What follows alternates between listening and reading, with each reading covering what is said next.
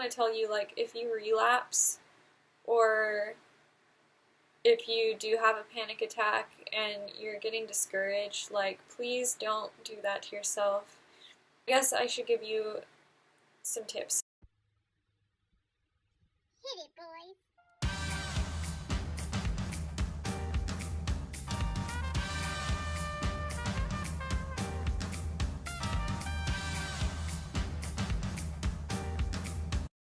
So the number one thing is please be gentle with yourself if you have a relapse or you have a panic attack, because that's going to happen. That happens to everybody. That happens in every aspect of life. Like, you cannot get through life without messing up, without failing. You can look at business. See, business really taught me a lot about mindfulness as well, because you're going to fail. It is written in the stars that you are going to fail at one point, at something, somewhere, because life is not life without failure. But failure is not an end. Failure is not a destination. There are things beyond failure. And so, like, just because something doesn't work out or it didn't work out the way it's planned, you can still keep going, either fix what went wrong or pivot and find a new way to get to the same goal. So that's really what business taught me. I failed quite a lot this year with different clients and stuff, and I kind of applied that to my panic attacks. Like, I don't expect them to be perfect all the time and like for my mindfulness stuff to always work, because it doesn't.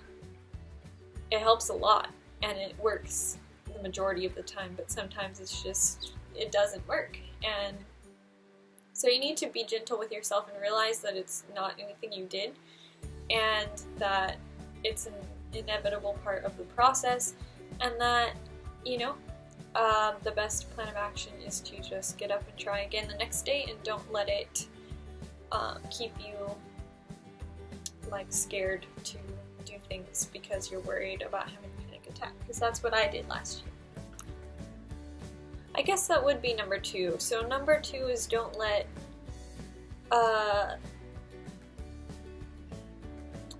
your relapse determine your future path. So think of it as an isolated incident, and don't think of it as a new pattern or a new way of life. Like, because when I first got panic attacks, I'd be like, oh, I got one, so that means I'm probably gonna get more. And that just increased my anxiety every time I went out in public, and made it so I really didn't go out in public because I was so worried. So the best way is to reframe that, say, oh, I messed up here, my body messed up here, but it's an isolated incident. Like, tomorrow's a new day, I can go out again, and, you know, that was a one-time thing, so it's not a pattern. My pattern is normalcy, and then you get the little blips in it that are different. So it's like thinking of, if you compare it to an EKG, let's do that, because I have POTS, so why not? But an EKG, you know, people's hearts are pretty smooth rhythm, you know, up and down, but sometimes you get things called PVCs, so that's like when your heart flutters, and like everyone gets them. And that's when, you know, your heart's gonna look a little different in that beat. And so thinking of your panic attacks that way, so your main lifestyle is going along normal, and then, oh, you get a little PVC panic attack. So you get a little blip. But it straightens itself out, so then you just go back to normal. Instead of being like, oh, this little blip's gonna turn into a heart attack. That was really bad, okay. But no, like, that's not how it happens. So just know, like, think of it as a little blip. Okay? Because you have this whole life of normalcy, and even if you're getting panic attacks consistently, it doesn't always have to be like that. It can always get better. You do not have to be stuck in that lifestyle. There's ways to help it. That's what this channel is for. If you're watching it, you are committed to fixing your anxiety issues, and I'm very proud of you. And because you're so committed, that means you are going to make a change, even if it's super slow. And so you don't have to worry about it being a consistent thing because you're working on it. And you may not see results at first, but like eventually you're going to get to a place where it plateaus and you're going to have a normal way of life, and then you're going to get these little blips here and there where you're reminded, oh, okay, guess this is what a panic attack feels like. I forgot because it's been so long. That was me.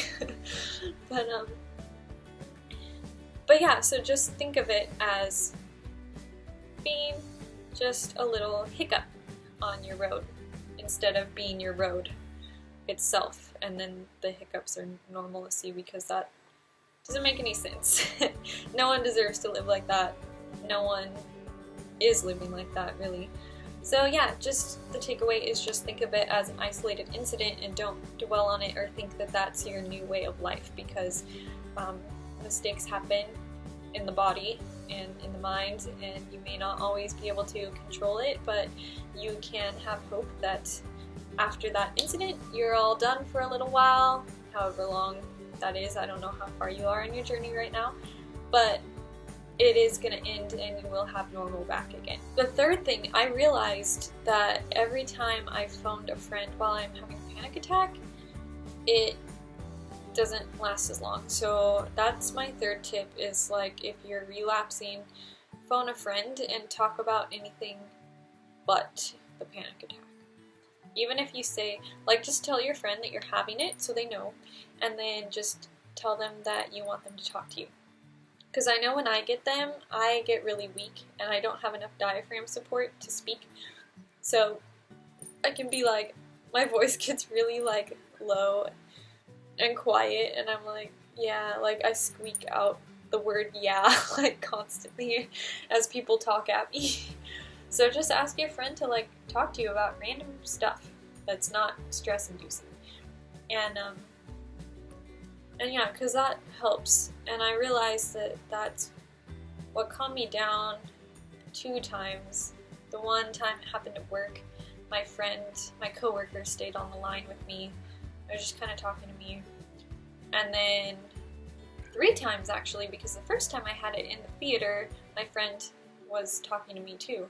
And then the last time I phoned my mom at the mall and I talked to her, and it just helped me because I think when my brain is consistently thinking like, when is this going to end? When is this going to end? Of course it's not going to end because I'm stressing myself out. And so if I can break that train of thinking where I'm not thinking about the attack and I get distracted by something, it lets my body calm itself down. And that's what I notice is like after talking on the phone, I'll be like, oh, my heart rate slowed down a lot, and I wasn't able to do that on my own because I was just stuck in that cycle of like, oh, I'm constantly aware that I am in the middle of a panic attack, which just makes me more anxious. So yeah, I would do something to break the cycle. For me, that is calling in my friends. And yeah, and physical touch too. Like I like when people hold my hand or like rub my back. That's always really nice when that's happening. Yeah, I'm lucky that I have friends who do that for me. But yeah, so like physical touch from another human and distraction by talking to another human. It's hard to do this alone, like, and some people may not have access to friends at the moment, in which case that's when you just need to do all of your mindfulness stuff, and it may last a bit longer. But yeah, it's always nice to have someone to talk to if you're freaking out.